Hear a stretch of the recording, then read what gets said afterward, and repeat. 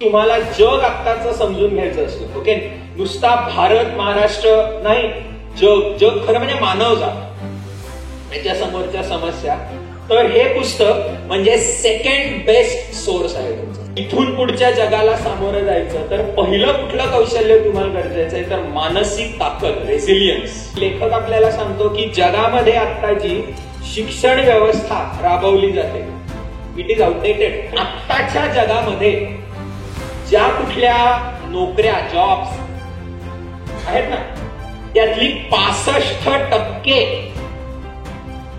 Robots, computer आणि robot इथून पुढच्या भविष्यामध्ये करायला लागले. मग माणसाने काय करायचं?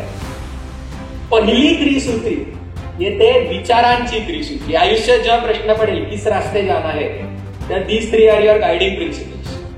Don't rely too much on the parents because you never know whether what they are telling you is timeless wisdom or outdated bias.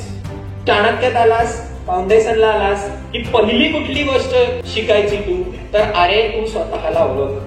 Career आणि जीवन कौशल्य हा विषय मध्यवर्ती ठेवून सिद्धार्थ धर्माधिकारी आपल्याशी आता संवाद साधणार आहे. सिद्धार्थ चाणक्य मंडल परिवारचा विश्वस्त, पूर्णवेळ फॅकल्टी. सिद्धार्थ 4ही कोर्सेसवर, प्रिपरेटरी, फाउंडेशन, युपीएससी आणि एमपीएससी या 4ही कोर्सेसवर शिकवतो.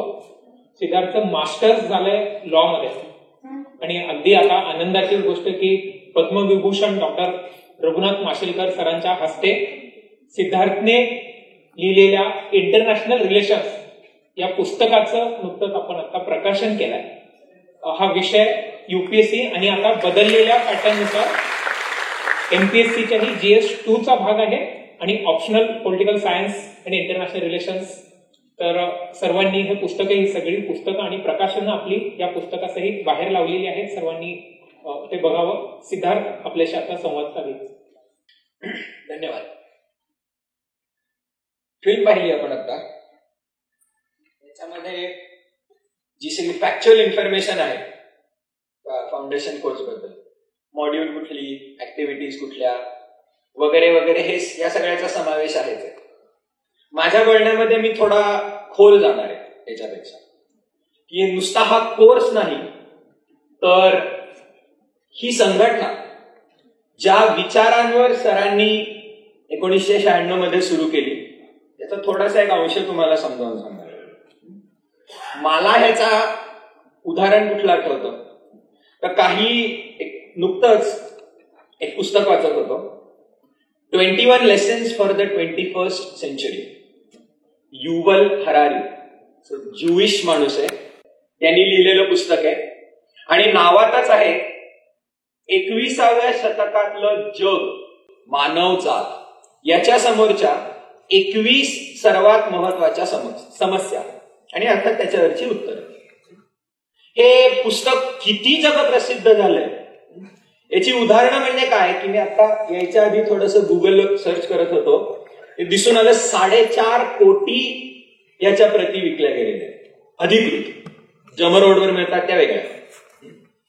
त्याच्यानंतर युट्यूबवर तुम्ही सर्च केलं तर अमेरिकेचे माजी राष्ट्रपती बराक ओबामा यांची मुलाखत आहे. त्याच्यामध्ये ते सांगतात की राष्ट्रपती असताना त्यांच्यावर प्रभाव पाडलेली जी अनेक लेखक आणि पुस्तकं आहेत त्यातला एक म्हणजे हा माणूस आणि पुस्तक. मायक्रोसॉफ्टचा फाउंडर बिल गेट्स याचा पण जो वैयक्तिक युट्यूब चॅनल आहे त्याच्यावर पण तो म्हणतो की त्याच्यावर प्रभाव पाडलेलं हे पुस्तक आहे. म्हणजे मी म्हणतो की तुम्हाला जग आत्ताचं समजून घ्यायचं असलं, ओके, नुसता भारत महाराष्ट्र नाही, जग जग खरं म्हणजे मानवजात याच्या समोरच्या समस्या, तर हे पुस्तक म्हणजे सेकंड बेस्ट सोर्स आहे तुमचा. Second best. ठीक आहे. फर्स्ट कुठला? सरांची युट्यूबवरची व्याख्यान मालिका जय भारत जय जगत. 3 भागांमध्ये आहे. पहिल्या दोघांना नाव आहे जय भारत जय जगत, तिसऱ्याला आम्ही नाव दिलं 21वे शतक भारताचे. नावांमधलं पण साम्य बघा. या पुस्तकांमधल्या समस्या कुठल्या? लोकशाहीच्या समोरची समस्या, दहशतवाद, पर्यावरणाला असलेले धोके, अणुअस्त्रांचा शोध, आर्टिफिशियल इंटेलिजन्स, बायोटेक्नॉलॉजीमध्ये होत जाणारे बदल, आणि ह्या सगळ्यांनी जागतिक पातळीला काय बदल होणार आहेत, पण त्याच्याचबरोबर आपल्या वैयक्तिक जीवनामध्ये याचा प्रभाव काय पडणार आहे, अशा दोन्हीची सांगड खूप छान घातली. मला हे सर्वात आवडलं. अनेक पुस्तकं असतात जे नुसतं जग याच्याबद्दल बोलतात, किंवा बाकीची पुस्तकं असतात की जी दैनंदिन जीवनांबद्दल बोलतात. दोन्हीची सांगड घालून प्रस्तुत करणं हे खूप छान होतं या पुस्तकाचं. त्यातले शेवटचे 3 परिच्छेद ही म्हणजे अलीकडे सगळ्या मांडलेल्या प्रश्न, अलीकडचे सगळे परिच्छेद हे प्रश्न आहे, समस्या आहे, आणि शेवटचे 3 परिच्छेद म्हणजे त्या त्या सगळ्या समस्यांवरची उत्तरं, मानव जाती, ह्युमन काइंड साठीची उत्तरं. या परिच्छेदांचं नाव, 3ही परिच्छेद वाचताना मला वाक्याला वाटत होतं की अरे हे म्हणजे हे गेली 40 वर्ष सर जे जगाला सांगतायत, जे ऐकत लहानाचा मोठा मी झालो, तेच लिहिलेलं इकडे. कुठले परिच्छेद आहेत? 18वा 19वा परिच्छेद आहे रेझिलियन्स, मानसिक ताकद, स्ट्रेस कसा हँडल करायचा, भविष्याबद्दल आपण जे सगळे अति काळजीमध्ये जगतो, anxiety, how do you deal with anxiety, भीती, अखंड भीतीमध्ये अनेक जण जगतात, अपयशाची भीती, टिंगल होईल याची भीती, आणि त्याच्यामुळे स्वतःचा कम्फर्ट झोन कधी सोडतच नाही. त्यामुळे इथून पुढच्या जगाला सामोरं जायचं तर पहिलं कुठलं कौशल्य तुम्हाला गरजेचं आहे तर मानसिक ताकद, रेझिलियन्स. 20वा परिच्छेद, टायटलच आहे एज्युकेशन. शीर्षकातच दिलेले जगाच्या प्रश्नांच्या समोरची उत्तरं काय, शिक्षण व्यवस्थेमध्ये बदल, मूलभूत बदल गरजेचे आहे. आणि त्या परिच्छेदातलं तर वाक्य, आणि वाक्य म्हणजे सर जे गेली 40 वर्ष सांगतायत, ज्या विचारांवर चाणक्य मंडल स्थापन झालंय, आणि चाणक्य मंडलच्या विचारांचा पण गाभा, आत्मा म्हणजे आमचा फाउंडेशन कोर्स. या परिच्छेदाची सुरुवातच मुळामध्ये होते की लेखक आपल्याला सांगतो की जगामध्ये आता जी शिक्षण व्यवस्था राबवली जाते, इट इज आउटडेटेड, कालबाह्य झालेली आहे. काय शिक्षण व्यवस्था की सिलेबस सगळा सरकार ठरवणार, 10वी 12वीच्या बोर्डाच्या परीक्षा सरकार घेणार, त्याच्यानंतर मग तुम्ही अकॅडमिक करिअरमध्ये जाणार, डिग्री, मास्टर्स, डिग्री जी मिळवलीये त्याच्यावर मग तुम्ही वयाच्या 21व्या 22व्या वर्षापर्यंत तुमचं अधिकृत शिक्षण चालू असतं. या काळामध्ये तुम्ही नवीन नवीन कौशल्य शिकता, स्वतःचं व्यक्तिमत्व घडवत असता, स्व ओळखत असता, आणि मग त्या आधारावर तुम्ही पुढची 40 वर्ष अर्थव्यवस्थेमधले एक कॉन्ट्रीब्युटर बनत असता. 60-65च्या वेळेला मग निवृत्त व्हायचं, आणि जी काही उरलेली 20-25 वर्ष असतील ती पेन्शनवर जगायचं. हे साधारण स्वरूप होतं. ही शिक्षण व्यवस्था, लेखक म्हणतो की जगामध्ये जेव्हा औद्योगिक क्रांती घडत होती, इंडस्ट्रियल रेव्होल्युशन, तेव्हा पायाभरणी केली गेली, मास एज्युकेशन असं ह्याला म्हणतात. या शिक्षण व्यवस्थेचा उद्देश काय होता? फॅक्टरीमधले कामगार तयार करणे, ज्यांना स्वतंत्र बुद्धीने विचार करण्याची काडी मात्र एक क्षमता नको, ज्यांचं काम हे मुख्यतः त्यांना थोडंसं गणित, भाषा वगैरे आली पाहिजे, आणि तुझं दिवसभर काम काय, तुझ्या असेंब्ली लाईनवर तुला जे प्रोडक्ट समोर येईल त्याला 2-4 जोडायचे, पुढे पाठवायचे, ठाक पुढे, टॅक पुढे, डोकं चालवण्याची गोष्ट नाही. गेल्या 30 वर्षांमध्ये अख्खं जग बदललं, त्याच्याबरोबर अर्थव्यवस्था बदलली. त्याच्यामुळे काय बदल झालाय तर what was once an industrial economy, एखाद्या देशाची आर्थिक ताकद ही इकॉनॉमिक्सच्या भाषेमध्ये त्याचा मॅन्युफॅक्चरिंग सेक्टर किती शक्तिशाली आहे याच्यावर ठरायची. आता ते बदल झालेला आहे, आणि आता आपण कुठे गेलेलो आहोत तर नॉलेज इकॉनॉमीकडे. We have transition from an industrial economy to a knowledge economy. त्यामुळे ह्या अर्थव्यवस्थेमध्ये आपण सगळेजण पण ज्या नोकऱ्या करू इच्छितो ना, आपण काय असणार आहोत? नॉलेज वर्कर्स, की ज्यांच्यासाठी त्यांचं शरीर हे मुख्य संसाधन नाहीये पोटपाणी पैसे कमवण्याचं, तर त्यांचं ज्ञान, त्यांची कौशल्य म्हणजे डोकं. हा बदल झाला खरा, पण ह्या नवीन बदललेल्या अर्थव्यवस्थेला सामोरं जाण्यासाठी आपल्या युवा पिढीला जी कौशल्य दिली पाहिजे ती देण्यासाठी शिक्षण व्यवस्थेमध्ये बदल झालेच नाही. शिक्षण व्यवस्था मागे पडलेली आहे. कारण की हे जे आयुष्य लेखक म्हणतो 2 भागांमध्ये वाटलेलं होतं. भारतीय विचार त्याच्यापेक्षा सखोल जातो. आपले जे 4 वर्णाश्रम धर्म म्हणले जातात. पण मुळातला मुद्दा तोच आहे की वयाची पहिली 25 वर्ष तुम्ही ब्रह्मचार्यामध्ये असताना आधी शिक्षण घ्यायचं. तुमची you build up a skill set आणि उरलेली 40 वर्ष ही त्या कौशल्यांवर तुम्ही निभावून नेऊ शकायचा. पण आता विज्ञान तंत्रज्ञानामध्ये इतक्या प्रचंड वेगाने बदल होत आहेत की हे मुळामधलं हा विचारच आता कालबाह्य झालेला आहे. एकच उदाहरण घेऊयात आपण याचं. Artificial intelligence. ते फिल्ममध्ये जे भूषण केळकर सर नाव आलं होतं ना, हे मुळात प्रबोधिनी मधले सरांचे विद्यार्थी. त्याच्यानंतर IIT पवई मधनं ग्रॅज्युएशन झालं.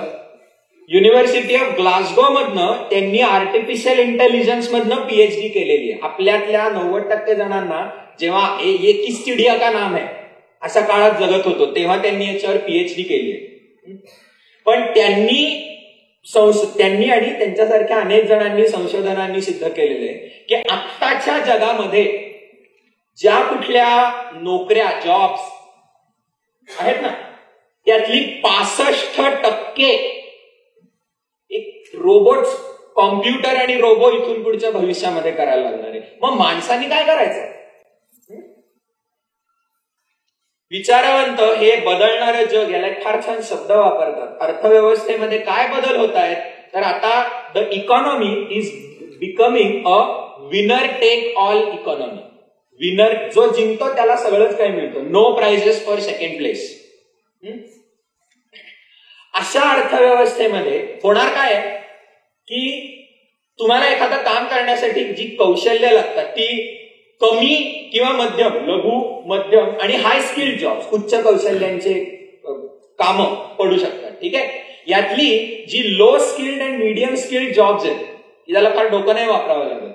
ती तर इथून पुढे रोबोटिक्स मध्ये होणारे बदल, आर्टिफिशियल इंटेलिजन्स मध्ये होणारे बदल याच्यानी ती सगळी ऑटोमेट करून केली जाते. एक उदाहरण बघायला फार दूर पण बघण्याची गरज नाही. इथे कोपऱ्यावर सगळेजण आपण मॅकडॉनल्ड्स मध्ये जर काहीतरी खायला गेलो, बर्गर खायला गेलो, आपल्या या मॅकडॉनल्ड्सच्या सगळ्यामध्ये माणसं कुठे कुठे येतात. पहिली गोष्ट म्हणजे त्या काउंटर मागे तो मख्ख चेहरा करून उभा असतो तो. त्याच्या प्रशिक्षणामध्ये त्याला शिकवलं गेलं म्हणून रोबोट सारखा hi welcome to McDonald, how may I take your order असं बोलतो आपल्याला. तो मशीन मध्ये आपली ऑर्डर टाकतो. मागे मग ऑर्डर बनवणारी लोक आणि यांच्या सगळ्यांच्या बॅकएंडला म्हणजे मॅकडॉनल्ड्सची सगळी सप्लाय चेन मेंटेन करणारी लोक. जगात अनेक मॅकडॉनल्ड्स मधली आता हॉटेल अशी निघायला लागलेली आहे की ही सगळे अख्ख्या हॉटेलमध्ये माणूसच नसतो. म्हणजे तुम्ही आत जाता असा मोठा स्क्रीन लावलेला आहे, त्याच्यावर तुम्ही tap tap tap tap UPI किंवा कार्डनी तुमचं पेमेंट होणार. मागे सगळी बर्गर वगैरे बनवण्याची पद्धत पण आता रोबोज करतात. तो सॉस टाकणं, ब्रेड काढणं, कटलेट टाकणं सगळं, आणि तुम्हाला ते पेपरमध्ये असा बांधलेला कन्व्हेयर बेल्ट वरनं डायरेक्ट तुमची ऑर्डर बाहेर येते. बरं त्याच्या मागे मॅकडॉनल्ड्सची जी ग्लोबल सप्लाय चेन आहे, रॉ मटेरियल पासनं मग त्यांचे ब्रेड्स, त्यांचे ते फ्राईज साठीचे बटाटे हे विकत घेणं, त्याची क्वालिटी कंट्रोल करणं आणि त्याला शेवटी आपल्या कोपऱ्यावरच्या दुकानापर्यंत पोहोचवणं, याला तरी माणसं लागायची. सप्लाय चेन मॅनेजमेंट MBA मध्ये अनेक जण करतात. ते पण आजकाल मशीन करायला लागलं. कारण की आपल्या एखाद्या समोरच्या माणसाने तुम्ही मशीन मध्ये ऑर्डर दिली की ऑटोमॅटिकली कॉम्प्युटर त्या दुकानामध्ये त्या वस्तूचा किती साठा आहे याचा क्रमांक 1 कमी करतो. ठीक आहे. 30% खाली ती रक्कम आली की ऑटोमॅटिकली मॅकडॉनल्ड्सच्या ग्लोबल सप्लायरला ऑर्डर प्लेस पण होते आणि सगळे मग करून फायनली तिकडे डिलिव्हरी पोहोचते. आता तर म्हणतायत की डिलिव्हरीसाठी पण ड्रोन्स वापरले जातात, म्हणजे ट्रक्स वगैरेचं पण काम संपलं. म्हणजे लो अँड मीडियम स्किल्ड लोक यांना काही कामच उरणार नाहीये करायला, कारण त्यांच्या दसपट एफिशियन्सीनी कॉम्प्युटर्स ते कामं करणार आहेत. करायचं काय मग त्यांनी? त्यांना पैसे कोण काय कशाचे देणार हा जगाच्या समोरचा एक प्रचंड मोठा प्रश्नचिन्ह आहे. पण जिंकणार कोण आहे या जगामध्ये? तर ती मुठभर लोक की ज्यांनी स्वतःला घडवून अशी कौशल्य मिळवलेली आहेत की जी अजूनही आर्टिफिशियल इंटेलिजन्स किंवा कॉम्प्युटर्सला नाही करता येत. ती आपल्याला शिकून घ्यायची आहे. We have to learn the skills, we have to learn to do the things which the computer cannot as yet do. आणि ही शिक्षण व्यवस्थेमध्ये काडी मात्रही शिकवली जात नाही. तुमच्यातलं कोणी जर DEIT करणार असेल तर तुम्ही 4th इयरला जे विषय शिकलेले आहात, कुठली तरी प्रोग्रामिंग लँग्वेज शिकलेले आहात, तुमच्या ग्रॅज्युएशन नंतरच्या 2 ते 3 वर्ष जरी तुम्हाला ते ज्ञान टिकलं ना तरी खूप झालं. इन्फॉर्मेशन टेक्नॉलॉजीमध्ये इतक्या प्रचंड वेगाने बदल होत आहेत. म्हणून शिक्षण व्यवस्था मागे पडली. ठीक आहे, मग लेखक विचारतो पण चला आता काय ते तुमचं geography, arts, commerce, science, physics, maths हे नाही शिकवायचं तर मग काय शिकवायचं? लेखकांनी सांगितलंय ग्लोबल पेडॅगॉगिकल एक्सपर्ट्स. पेडॅगॉगी म्हणजे शिक्षण कसं द्यायचं याचं संशोधन जे क्षेत्र करतात ते म्हणतात की 4 C's म्हणजे C या अक्षरांनी स्टार्ट होणारी 4 शब्द ही कौशल्य इथून पुढे शिकवली पाहिजे. त्या परिच्छेदातलंच वाक्य आहे की education system should move beyond technical skills to emphasize general purpose life skills. Life skills, जीवन कौशल्य, कुठल्याही क्षेत्रामध्ये उपयुक्त असलेली. आणि त्यातली पण 4 सर्वात महत्वाची C कुठली? Creativity, collaboration, communication and critical thinking. हे 4ही शब्द या पुस्तकाच्या 40 वर्ष आधीपासून सर सांगत आलेले, त्याच्यावर व्याख्यानं घेत आलेले आहेत. आणि आता या कोर्सचा समावेश पण आहे. म्हणजे जगाला आत्ता कुठे कळायला लागलं. भारताचं तरी सुदैव म्हणलं पाहिजे आपण की नुकतीच जी न्यू एज्युकेशन पॉलिसी आली त्याच्यामध्ये पण ह्या कौशल्यांचा समावेश आहे. ती जी फिल्म मधली UGCची UGC मला वाटतं माहिती असेल सगळ्यांना, भारतामधला उच्च शिक्षणाचं सिलेबस वगैरे जे सगळे सांगतात, त्यांनी मध्ये कमिटी नेमली. आता विचार असा चाललाय की तुम्ही फर्स्ट इयर साठी कुठल्याही क्षेत्रामध्ये गेलात तरी फर्स्ट इयर मध्ये काही क्रेडिट साठीचा ह्या एका कोर्सचा समावेश असावा, जीवन कौशल्य. आणि त्याचा सिलेबस ठरवण्यासाठी जी कमिटी नेमली त्याच्यावर स्वतः सर होते. उशिरा का होईना पण हळूहळू जगाला तरी आता कळायला लागलेले. म्हणजे काय बदल झाले पाहिजेत शिक्षणामध्ये? फार छान बदल शिकवला जातो. Children must be taught how to think, not what to think. आतापर्यंतची आपली शिक्षण व्यवस्था म्हणजे काय होती? गणिताचं उदाहरण. फाउंडेशन कोर्समध्ये मी कधी पण मुलांना विचारलं गणिताशी 36चा आकडा किती जणांचा होता? एक साधारण 80% वर्गाचा हात वर असतो. माझा पण होता, शाळेपासून होता. आणि त्याचं पहिलं कारण होतं की दुर्दैवानी मॅथमॅटिक्स शिकवणाऱ्या सगळ्या शिक्षिका यांच्याशी खुन्नसच दुसरा काही शब्दच नाही त्याला. आणि तरी मग चिडचिड कशाची व्हायची? ज्या प्रकारे शिकवलं जायचं. जॉमेट्रीचं उदाहरण मला नंतर मोठं झाल्यावर लक्षात आलं, मागे वळून बघताना, की खरं आपलं मॅथमॅटिक्सची वैर नव्हतं. ज्या पद्धतीने तो विषय शिकवला जायचा ते कधी भिडायचं नाही. आणि मला वाटतं जी विचारी मनं असतात की ज्यांना सांगितलेलं फक्त समोरचा बोलतोय म्हणून समजून घ्यायचं, अशी जी नसतात, ज्यांना खरं म्हणजे मॅथमॅटिक्स सर्वात भिडलं पाहिजे काय, त्यांचा 36चा आकडा होऊन बसतो मॅथमॅटिक्सशी. त्यांना कधी कळतच नाही की there is no such thing as the math gene. Genetics मध्येच माझ्या मॅथमॅटिक्स नाही, हे आपणच स्वतःच्या कपाळावर शिक्का मारून मोकळे होतो, असं काही नसतं. आपले शिक्षक आणि आपली शिक्षण व्यवस्था मारून टाकते मॅथमॅटिक्स मधली आवड आपल्यामधलं. मॅथमॅटिक्स तसंच फिजिक्स पण. ठीक आहे, उदाहरण काय याचं? जॉमेट्री. सुरुवात झाली, सुरुवात कुठून होते? डॉट, नंतर येतं लाईन, त्याच्यानंतर येतो अँगल, मग area, perimeter, circumference, diameter, angle, square, triangle, इथपर्यंत सगळं ठीक आहे. ज्या क्षणाला ते ट्रिग्नोमेट्रीचं भूत सुरू होतं नाही, त्याच्या पलीकडे आपल्याला जॉमेट्रीमध्ये नाही राहायचं. काय साईन, काय टॅन, काय कॉस, प्रश्न पण काय बहादर असतात. एवढ्या उंचीचं झाड आहे, जमिनीपासनं एवढ्या फुटांनी ते तुटलेला भाग एवढ्या अंतरावर जाऊन पडलाय. तुटलेला भाग एवढा, फूड एवढं किती अंतरावर पडलं असेल त्याचे अंदाज लावा तुम्ही. मला प्रश्न पडायचा, ह्याला sine and tan and cos का लागतंय? पट्टी घेऊन जाण मोज. कधी कोणी आयुष्यामध्ये आपण कशासाठी वापरणार होते हे कधी समजावलंच नाही.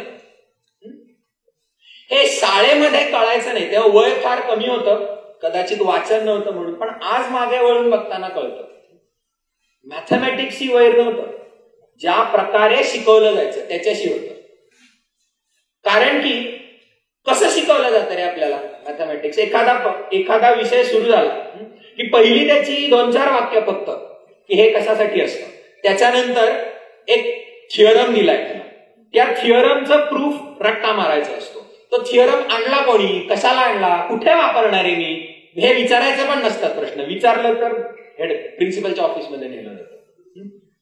बरं, त्या थिअरमचा प्रूफ पण तुम्ही फक्त रट्टा मारायचा. तो मारलेला रट्टा तुम्हाला परीक्षेत जितक्या जवळ उतरवता येईल तितके तुम्ही जिंकला. प्रश्न पण कसे येतात, एक प्रश्न दिलाय, त्याचा ठरलेला फॉर्म्युला असतो. तोच फॉर्म्युला का, तो कुठून आला, दुसरा फॉर्म्युला चालणार नाही का, प्रश्नाचं उत्तर आलं नाही, तोच फॉर्म्युला, तेच वापर. एक्सच्या जागी हा कडा टाकायचा, वायच्या जागी तो कडा टाकायचा.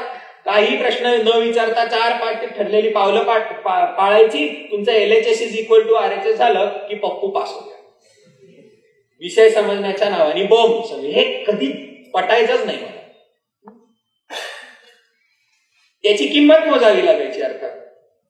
म्हणजे फिजिक्सचं उदाहरण, माझ्या शाळेमध्ये असताना बायोलॉजी आणि केमिस्ट्री या विषयांशी टोकाचं वैर होतं, त्यातलं काहीच आवडायचं नाही मला.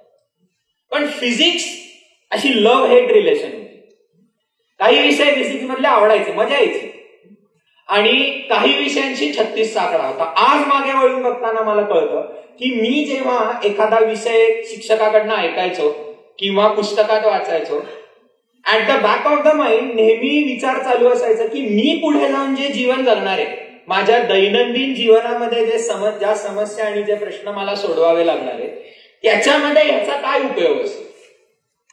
ते नातं जिकडे जोडता यायचं, मला स्वतःहून ज्या गोष्टींची उदाहरणं सुचायची ते विषय सहज समजायचे. मॅथमॅटिक्समध्ये पण बहुतांश जणांचं हेच होतं.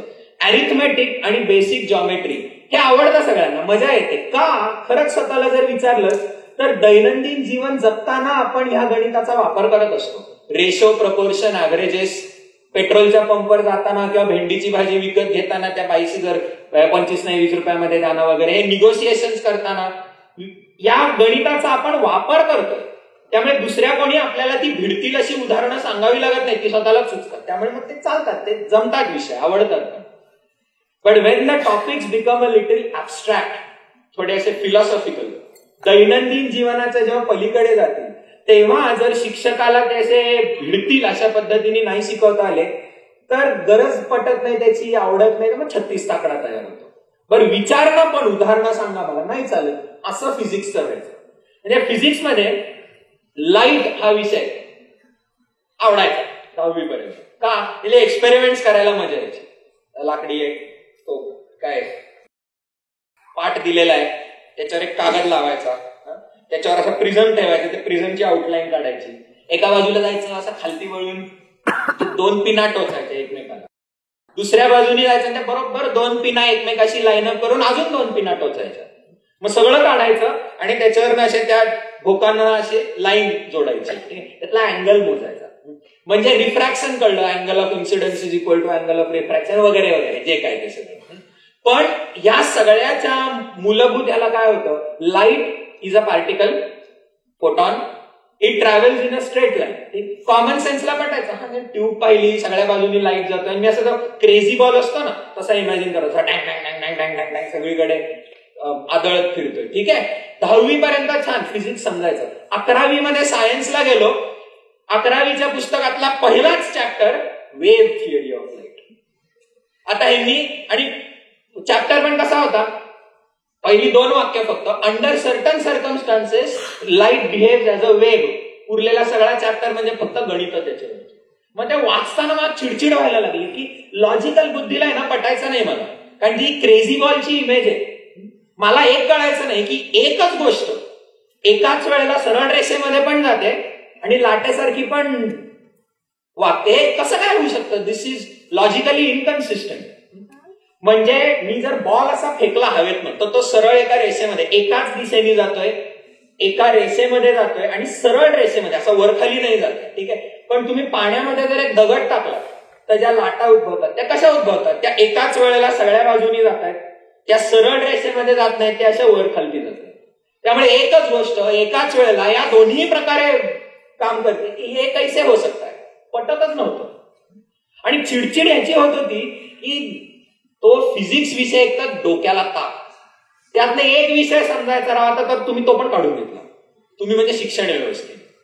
आणि अजूनही मला 11वीच्या सायन्सच्या फिजिक्स सत्रात पहिलं सत्र आठवतं. मॅडमनी सुरुवातच हे सगळं सांगून केली आणि मॅडम जशा बोलत होत्या तशी अशी आत्म चिडचिड चिडचिड चिडचिड असं ते वरवर येता एक क्षण असा आला की मला काय राहवलं नाही. लास्ट बेंचवर बसलो होतो, लास्ट बेंचवरच बसायचं मी. त्यामुळे तिकडनं हात वर.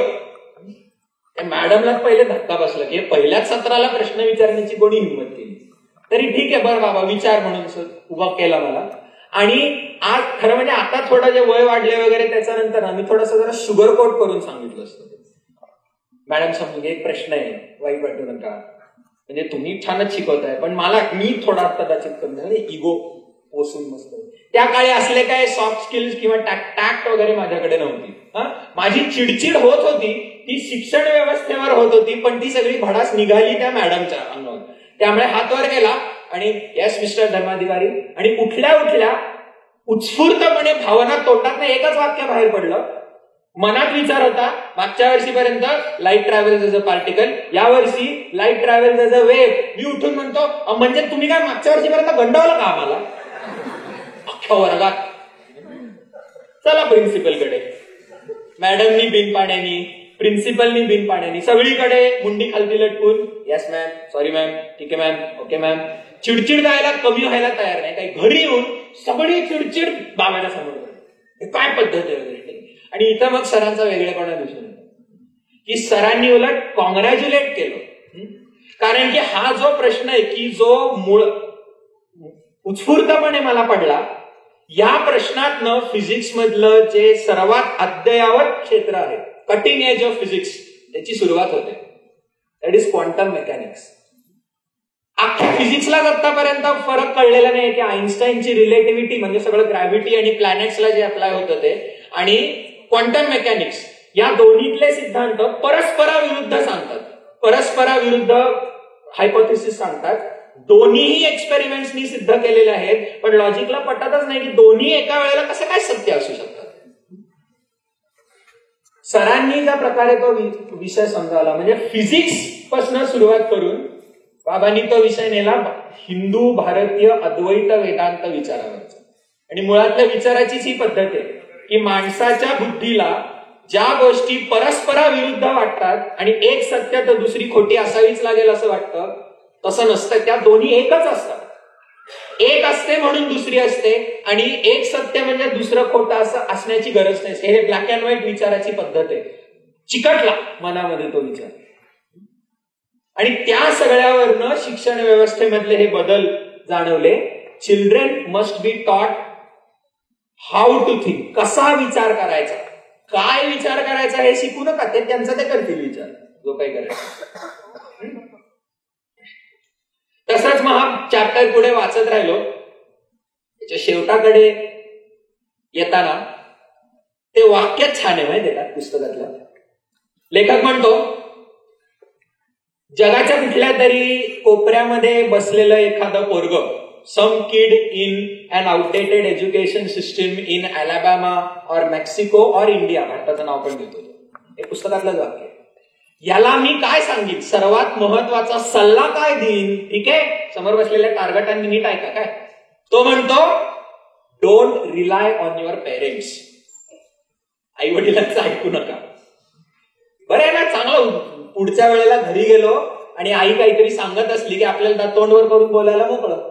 नाही म्हणणार तुझं मी जपाने नाही युवल हरारी मुस्काळात बसेल ती गोष्ट वेगळी नंतर. ठीक आहे.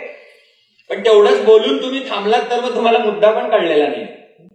Don't rely too much on the parents because you never know whether what they are telling you is timeless wisdom और आउटडेटेड बायस. तुमचे आई वडील तुम्हाला जे सांगतायत भरोसा नाही देता येणार की त्यांचे शब्द हे म्हणजे कालबाह्य न होणारा अशी विवेक बुद्धीत न येत आहेत का बदललेल्या काळाचे त्यांचे बायसेस आणि प्रेज्युडायसेस आहेत. म्हणजे मुद्दा हाच येतो की स्वतःच्या स्वतंत्र बुद्धीने विचार कर. आणि शेवटी आधीची सगळं परिच्छेद म्हणजे लेखक आपल्याला सांगून हे आपली सगळी शिक्षण व्यवस्था सरकार जग सगळ्यावरचा आपला विश्वास घालवूनच सोडतो आणि मग शेवटाकडे पुस्तकात येतं then what can you rely on. भरोसा कशावर ठेवायचा या सगळ्याच्यात कोणावर नाही. पुस्तकातलंच वाक्य आहे नो दाय सेल्फ. अरे तू स्वतःला ओळख. ग्रीक विचारवंतांनी ते ऑरॅकल्स ऑफ डेल्फी यांनी ही ग्रीक फ्रेज पहिल्यांदा दिली. अरे तू नो दाय सेल्फ. भारतीय विचारामध्ये त्याच्या हजारो वर्ष आधीपासून आहे. आपल्या वेद उपनिषदांमध्ये पण जेव्हा पुन्हा पुन्हा वाक्य येतं तत्वमसी ते तू आहेस. तू जे जगाचं रहस्य कोड या स्वतःच्या आयुष्याचं कोड समस्यांवरची उत्तरं बाहेर शोधत फिरतोयस ती तुझ्या आत आहे. ती तूच आहेस. आणि म्हणून चाणक्यात आलास फाउंडेशनला आलास की पहिली कुठली गोष्ट शिकायची तू तर अरे तू स्वतःला ओळख. म्हणजे अख्खा हा चॅप्टर येऊन शेवटी ठेकतो कुठे तर ही संस्था त्यातला हा कोर्स सरांनी ज्या विचारांवर उभा केलाय त्या विचारांनी शेवट होतो याचा. कुठली हे जे अधिष्ठान मालिका त्या व्हिडिओमध्ये सांगितली हे काय आहे रे तर सरांनी जीवन जगण्याची 6 सूत्र सांगितली.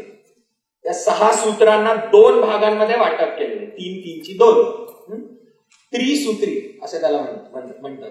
तिकडे सरांनी मी शेजारी बसल्या बसल्या त्यांच्या नोट्समध्ये पण हा पॉइंट लिहिला पण सॉरी फॉर द प्लेगरिझम. तर मी बोलतोय ते सगळंच प्लेगरिझम आहे. बाकी ह्यातलं माझं काही नाही काय मी फक्त पोपट. तर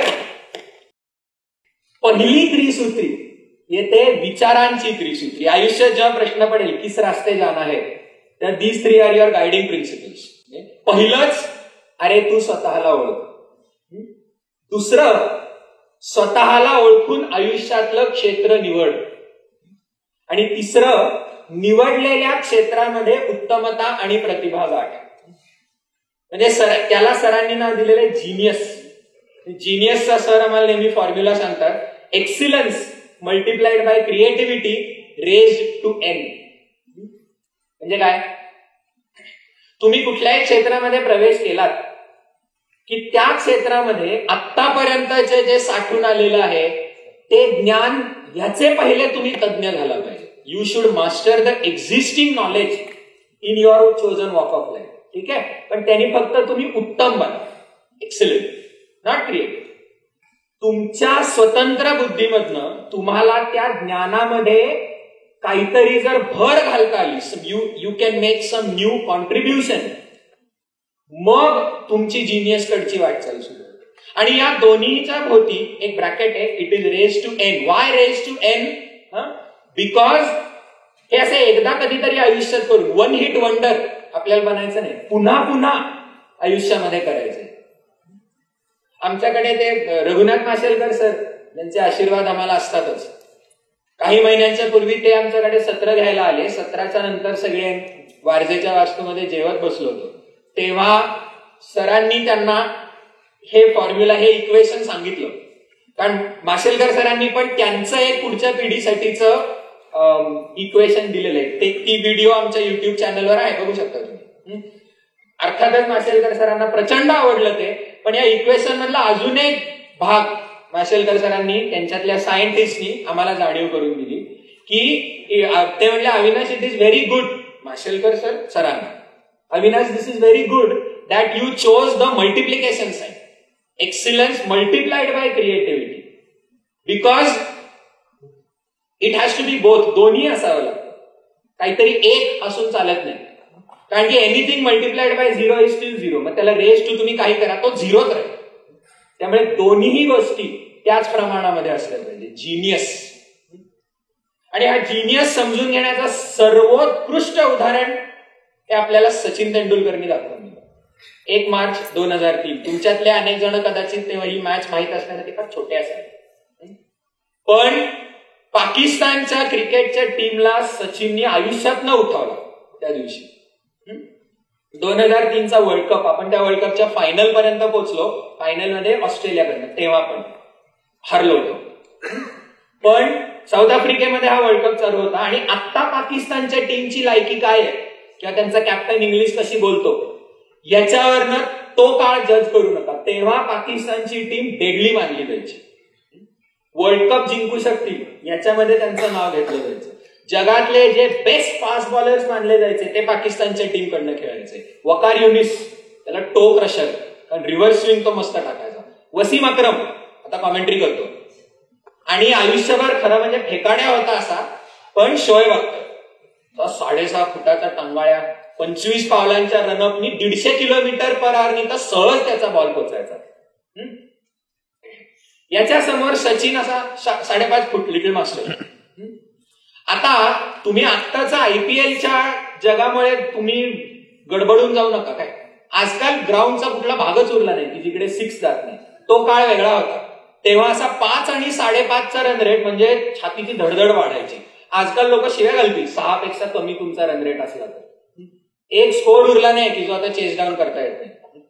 पण सचिन बॅटिंगला उतरला. आयुष्यातली बेस्ट इनिंग्स त्याच्या 98 ऑफ 75 बॉल्स. पुन्हा आज कदाचित नुसते आकडे वाटून तुम्हाला किती स्लो खेळला असं वाटेल. पण याच्यामध्ये ओपनिंगला जेव्हा सचिन आला, हा शोएब अख्तर ताड ताड ताड ताड ताड 25 पावलांवरनं पळत आला आणि नेहमी सारखा फेकी बॉल टाकला. ऑफ स्टंपच्या बाहेर तो शोएब अख्तरचा 150 किलोमीटर/आवर जाणारा बॉल सचिनच्या डोक्याच्याही वरनं जात होता. आता सचिन जीनियस का बनतो? कारण की अख्ख्या बॅटिंग मधला असा एक स्ट्रोक नाही की जो सचिनला खेळता येत नाही. स्ट्रॉंग एरिया, वीक एरिया काही नाही, सचिनचे सगळे स्ट्रॉंग एरिया होते.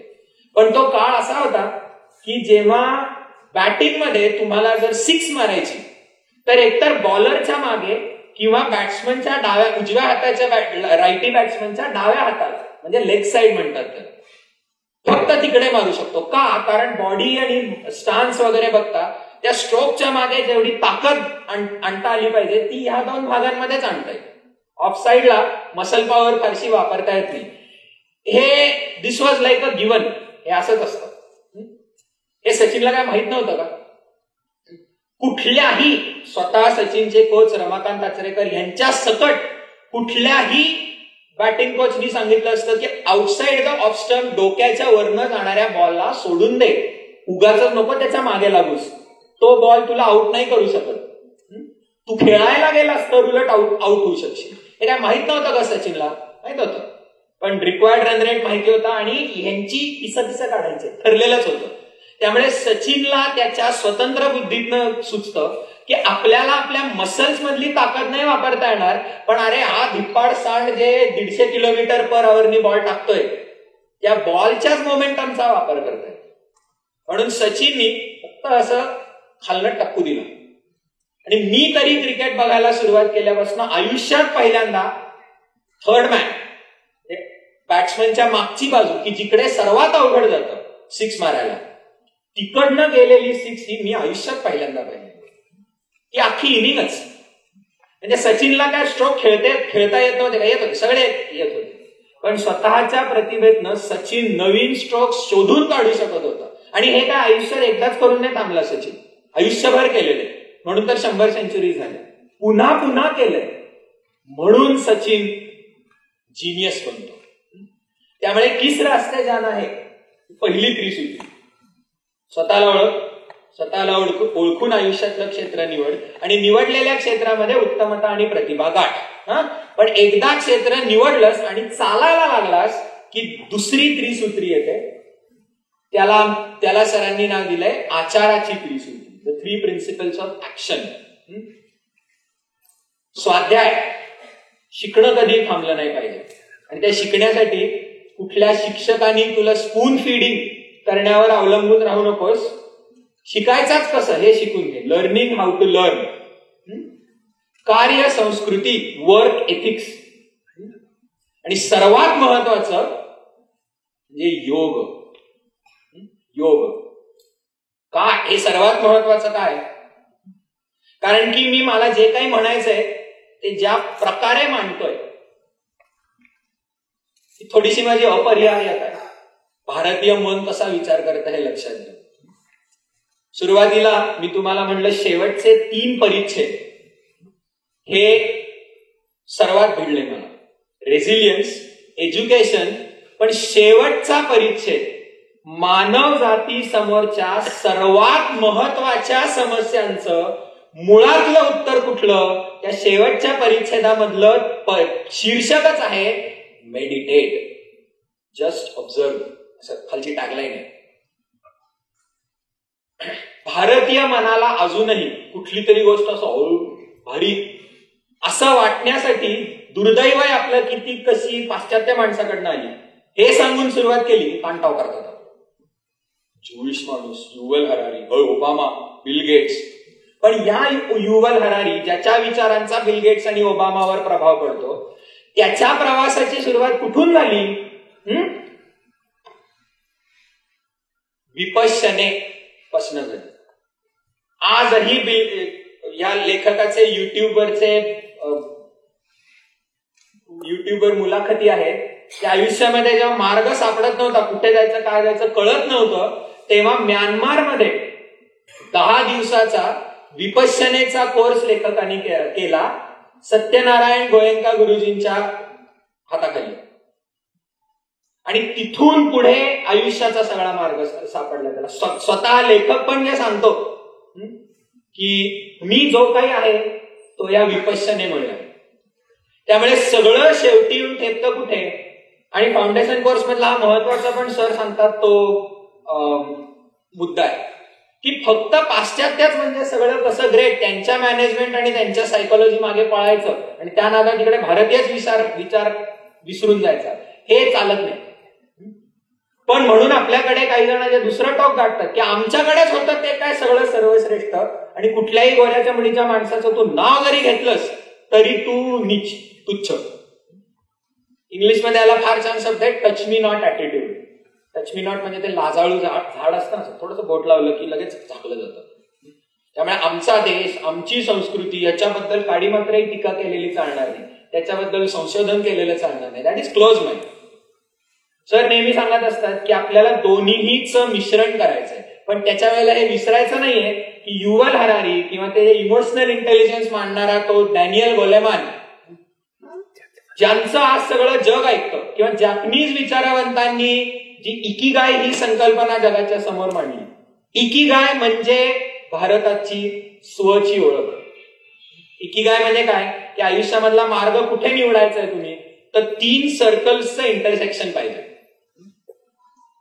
What you are good at, natural talent तुमचं कशात आहे, what you are passionate about, and what the world will pay you for.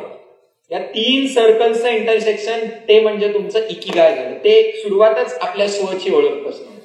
Emotional intelligence Daniel गोलेमान आणि त्याच्याबरोबरचे सगळेजण तर इथे भारतामध्ये येऊन बोधगया आणि म्यानमारमध्ये ह्यांनी विपश्यना किंवा नीम करोली बाबा यांच्या खालती मेडिटेशन, हाताखालती मेडिटेशन शिकलेलं आहे. तिकडून त्यांच्या संशोधनाची सुरुवात होते आणि आता जगाला सांगतात इमोशनल इंटेलिजन्स, माइंडफुलनेस मेडिटेशन.